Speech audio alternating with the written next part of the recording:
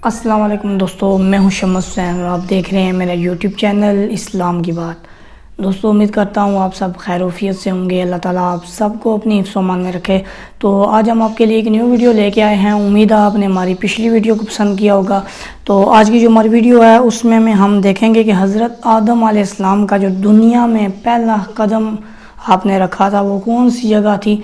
तो आज की वीडियो में हम देखेंगे कि हज़रत आदम अलैहिस्सलाम ने जो दुनिया में पहला कदम रखा वो आपने कहाँ रखा, वो कौन सी जगह थी। तो बहुत ही खूबसूरत वीडियो है आज की हमारी, आपने हमारे साथ मिल के देखनी है। तो वीडियो की तरफ जाने से पहले आपसे दरख्वास्त है कि अगर आप हमारे चैनल पर न्यू हैं तो उसको सब्सक्राइब कर दें और साथ साथ जो घंटी का बटन है उसको भी क्लिक कर दें ताकि हमारी हर आने वाली वीडियो आपको बआसानी मिल सके। तो बिना टाइम वेस्ट किए हम चलते हैं वीडियो की तरफ। हजरत आदम अलैहिस्सलाम लक़ब सफ़ीउल्लाह यानी अल्लाह का खालिस या अल्लाह का चुना हुआ। हजरत आदम अलैहिस्सलाम सारी इंसानियत के बाप हैं और सबसे पहले पैगंबर भी।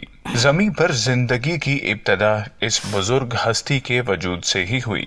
ये बात इस चीज का वाज़ह सबूत है कि इब्तिदा के बारे में जो बातिल मफरूज़े हैं कि इंसान बंदर से वजूद में आया वगैरह वगैरह, ये सब बेबुनियाद हैं। ये नाम इस बात की दलील है कि इस कायनात को वजूद बख्शने वाली ज़ात अल्लाह ताला की है।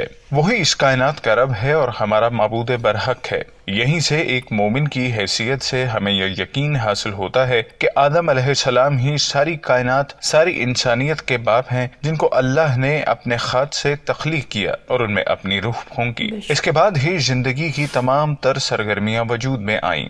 अल्लाह पाक फरमाता है, हमने इंसान को बहुत ही अच्छी सूरत में पैदा किया, फिर रफ्ता रफ्ता इसकी हालत को बदल कर पस्त से पस्त कर दिया। मगर जो लोग ईमान लाते और नेक अमल करते रहे उनके लिए बेइंतहा अजर है। तख्लीक आदम की इब्तिदा। सूरह बकरा की आयत नंबर 30 में अल्लाह ताला फरमाते हैं कि उन्होंने फरिश्तों को खबर दी कि जमीन में आदम को मैं अपना खलीफा बना रहा हूँ। फरिश्तों ने समझा कि यह खलीफा जमीन में दंगा फसाद करेगा, इसलिए बारगाह इलाही में अर्ज किया, ऐ रब, तो जमीन में ऐसे शख्स को खलीफा बनाना चाहता है जो खराबियां करे और कश्त खून करता फिरे। हम तेरी तारीफ के साथ तेरी तस्बीह और तकदीस करते हैं। तो अल्लाह ने जवाब में फरमाया, जो बातें मैं जानता हूँ वो तुम नहीं जानते। सूरह बकरा आयत नंबर 30। आदम के मानी। अल्लाह ने हजरत आदम अलैहिस्सलाम को मट्टी से बनाया। इस बिना पर आपका नाम आदम रखा गया क्योंकि आदम को अदीम उल अर्ज से पैदा किया गया। सईद बिन जरीर से मरवी है, आदमुल अर्ज जमीन की ऊपरी सतह को कहते हैं। नबी सल्लल्लाहु अलैहि वसल्लम का इरशाद है कि अल्लाह ने आदम अलैहिस्सलाम को मट्टी की एक मुट्ठी से बनाया जिसको जमीन की सब सतहों से लिया गया। इसलिए औलाद आदम की रंगतों या फितरतों के बारे में फर्क है, यानी सुर्ख, सफेद या नर्म और सख्त तबीयत वगैरह। बाज रवायात में है कि आदम अलैहिस्सलाम का खमीर मट्टी से बनाकर 40 दिन तक रखा गया। कुछ का कहना है कि 40 साल तक, फिर इसमें रूह फूंक दी गई। मसनद अहमद के मुताबिक आदम अलैहिस्सलाम को जुमा के रोज तख्लीक किया गया। कुरान करीम में उनकी तख्लीक से मुतल्लिक जो बातें बयान हैं वो ये हैं। आदम अलैहिस्सलाम को मट्टी से बनाया गया। आपको तीन यानी पानी में गुंधी हुई मट्टी से बनाया गया जो कि लेसदार और चिपचिपी थी। फिर ये मट्टी सलसलाल बन गई। सलसलाल उस मट्टी को कहते हैं जो खुश्क होकर खनखनाती है। इरशाद फरमाया, उसने इंसान को ठीकरे की तरह खनखनाती हुई मट्टी से पैदा किया। सूरह रहमान। फिर अल्लाह ने उनकी तख्लीक को पूरा करके उसमें रूह फूंकी। अल्लाह ने इरशाद फरमाया, इंसान कुछ ऐसा जल्दबाज है गोया जल्दबाजी से ही बनाया गया है। सूरह अंबिया। हजरत आदम अलैहिस्सलाम को अस्मा की तालीम। हजरत आदम अलैहिस्सलाम की तख्लीक के बाद अल्लाह ताला ने आपको सब चीजों के इस्म सिखाए। इरशाद हुआ, और उसने आदम को हर चीज के नाम सिखाए। सूरह बकरा। अल्लाह ताला ने हजरत आदम अलैहिस्सलाम को हर खास आम, छोटी और बड़ी चीज की तालीम फरमाई। हर चीज का नाम आपको याद करवाया। गर्ज के जब आपको सब चीजों के नाम सिखा दिए तो आपको फरिश्तों के सामने पेश किया और कहा, अगर तुम जानते हो तो मुझे इन चीजों के नाम तो बताओ। फरिश्ते ना बता सके और कहने लगे, तू पाक है, जितना इल्म तूने हमें बख्शा है इसके सिवा हम कुछ नहीं जानते। बेशक तू दाना और हिकमत वाला है। सूरह बकरा। इस पर अल्लाह ने आदम अलैहिस्सलाम को यह हुक्म दिया, ए आदम, तुम इन फरिश्तों की इन चीजों को नाम बताओ। جب انہوں نے ان چیزوں کے نام بتا دیے تو فرشتوں سے کہا، کیوں؟ میں نے تم سے نہیں کہا تھا کہ میں آسمانوں اور زمین کی سب پوشیدہ باتوں کو جانتا ہوں، اور جو تم ظاہر کرتے ہو اور جو تم چھپاتے ہو مجھے سب معلوم ہے۔ سورہ البقرہ۔ غرض اللہ تعالیٰ نے یہاں یہ بات ثابت کر دی کہ ہر چیز کا علم صرف اللہ کو ہے، اور اللہ ہی نے حضرت آدم علیہ السلام کو ہر چیز کی تعلیم فرمائی۔ اس سے یہ بات بھی ظاہر ہو گئی کہ سب سے پہلی مخلوق ہرگز بھی بے علم نہ تھی، اور انسان ابتدا سے ہی رب کی توحید اور معرفت سے آگاہ ہے۔ فرشتوں کا آدم کو سجدہ کرنا۔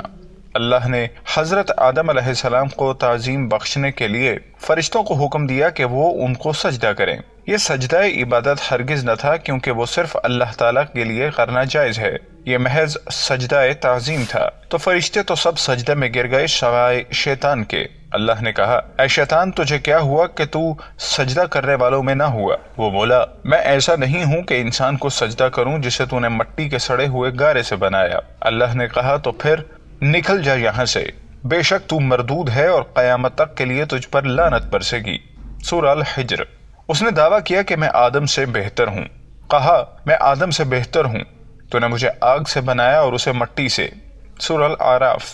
سجدہ تعظیمی پہلے ایک عام بات تھی، قصہ یوسف علیہ السلام میں بھی اس کا ذکر ہے، لیکن امت محمد صلی اللہ علیہ وسلم تک ہی جائز تھا، اس کے بعد اس سے منع فرما دیا گیا۔ اللہ تعالیٰ نے آدم علیہ السلام کو 4 طرح سے عزت بخشی۔ اپنے ہاتھوں سے بنایا، ان میں خود روح پھونکی، ان کو ہر چیز کی تعلیم فرمائی، ان کو فرشتوں سے سجدہ تعظیم کرایا۔ حضرت بی بی حوا۔ حوا عربی زبان کا لفظ ہے جو لفظ ہی سے نکلا ہے، جس کے معنی ہے زندہ۔ کیونکہ حضرت حوا علیہ السلام کو آدم علیہ السلام کی پسلی یعنی ایک زندہ چیز سے تخلیق کیا گیا، اس لیے ان کا یہ نام رکھا۔ حضرت آدم علیہ السلام جب ایک دن سوئے ہوئے تھے، اٹھنے پر انہوں نے دیکھا کہ ان کے سرحانے ایک عورت موجود ہے۔ آپ نے دریافت کیا، تم کون ہو؟ جواب ملا، عورت۔ پھر پوچھا، تمہیں کیوں پیدا کیا گیا؟ کہا، تاکہ آپ مجھ سے سکون پا سکیں۔ بی بی حوا کی تخلیق کے متعلق مختلف روایات ہیں۔ کچھ کا کہنا ہے آپ کو آدم علیہ السلام کے ساتھ ہی تخلیق کیا گیا، کچھ کا کہنا ہے آپ کو ان کے جنت میں جانے کے بعد تخلیق کیا گیا، لیکن یہ آیت اس بات کی تائید کرتی ہے کہ آپ کو ان کے جنت میں جانے سے پہلے بنایا گیا۔ ارشاد ہوا، تم اور تمہاری بیوی بہشت میں رہو اور جہاں سے چاہو کھاؤ، مگر اس درخت کے پاس نہ جانا ورنہ گنہگار ہو جاؤ گے۔ سورہ الاعراف۔ حضرت آدم علیہ السلام کا جنت میں داخل ہونا اور وہاں سے نکلنا۔ خدا نے شیطان کو دھتکار دیا اور آدم علیہ السلام کو جنت میں بھیج دیا، لیکن فرمایا کہ شیطان سے ہوشیار رہیں کہ وہ ان کا کھلا دشمن ہے۔ ارشاد ہوا، اے آدم، یہ ابلیس تمہارا اور تمہاری بیوی کا کھلا دشمن ہے، تو کہیں تم کو جنت سے نکلوا نہ دے اور پھر تم تکلیف میں پڑ جاؤ۔ اب آدم علیہ السلام جنت میں بھیج دیے گئے، وہاں وہ جہاں چاہے گھومتے، جو چاہتے کھاتے، سوائے اس درخت کے پھل کے جس سے اللہ نے منع فرمایا تھا۔ شیطان اس طاق میں تھا کہ کیسے موقع ملے اور آدم علیہ السلام کو بہکائے، چنانچہ اس نے انہیں وسوسے میں ڈالتے ہوئے کہا، تم کو تمہارے پروردگار نے اس درخت سے اس لیے منع کیا ہے کہ کہیں تم فرشتے نہ بن جاؤ، اور ان سے قسم کھائی کہ میں تمہارا خیر خواہ ہوں۔ سورہ الاعراف۔ غرض شیطان کے بہکاوے میں آ کر آدم علیہ السلام اور ان کی بیوی نے اس درخت سے کھا لیا، اور آدم علیہ السلام نے اپنے پروردگار کے حکم کے خلاف کیا اور اپنے مطلوب سے بے راہ ہو گئے۔ سورہ طٰہٰ۔ اب آدم علیہ السلام اور شیطان دونوں کو اللہ نے زمین پر اتار دیا، اور اب یہ دونوں ایک دوسرے کے دشمن ہیں۔ حضرت آدم علیہ السلام اور بی بی حوا کا زمین پر اترنا۔ ابن کثیر کی روایت ہے کہ جب شیطان زمین پر اترا تو کہنے لگا، اے اللہ، تو نے آدم علیہ السلام کی وجہ سے مجھے جنت سے نکالا، اور تیری مدد کے بنا میں اس پر قوی نہیں ہو سکتا۔ اللہ نے فرمایا، تمہیں اس پر مسلط کر دیا۔ اس نے مزید اضافہ مانگا، کہا، جب بھی آدم کے ہاں اولاد ہوگی ویسے ہی تیرے ہاں بھی ہوگی۔ اس نے مزید اضافہ مانگا۔ اللہ نے کہا، ان کے سینے تیرے ٹھکانے ہیں، تو ان میں خون کی طرح دوڑے گا۔ اس نے مزید اضافہ مانگا تو اللہ نے کہا، ان پر اپنے گھوڑوں اور پیادوں سے چڑھ دوڑ اور ان کے مال اور اولاد میں شریک ہو جا۔ آدم علیہ السلام نے کہا، اے اللہ، تو نے شیطان کو لمبی مہلت دی اور اسے مجھ پر مسلط کیا، اور میں تیری مدد کے بنا اس سے نہیں بچ سکتا۔ اللہ نے فرمایا، جب بھی تیرے ہاں اولاد ہوگی میں اس کی حفاظت پر ایک فرشتہ مقرر کر دوں گا، جو اس کی حفاظت اس کے برے ساتھی شیطان سے کرے گا۔ آدم نے مزید مانگا تو اللہ نے کہا، ایک نیکی کے بدلے 10 گنا اجر ملے گا اور اس میں بھی اضافہ کر دوں گا، اور ایک برائی کے بدلے ایک ہی ملے گی اور وہ بھی کسی نہ کسی طرح مٹا دوں گا۔ آدم نے مزید اضافہ مانگا تو اللہ نے کہا، اے میرے بندو، اگر اپنی جانوں پر زیادتی کر بیٹھے ہو تو اللہ کی رحمت سے نا امید مت ہونا، میں تمہیں معاف کر دوں گا۔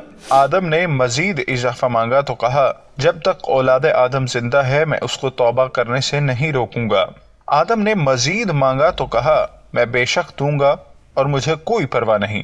اس پر آدم نے کہا، بس شیطان انسان پر بہت مسلط ہوگا، مگر اللہ کی رحمت و مغفرت کا دروازہ بہت کشادہ اور آسان ہے، اور انسان شیطان سے دھوکہ کھانے کی وجہ سے شکست کھاتا ہے اور استغفار کر کے اس پر غالب آ جاتا ہے۔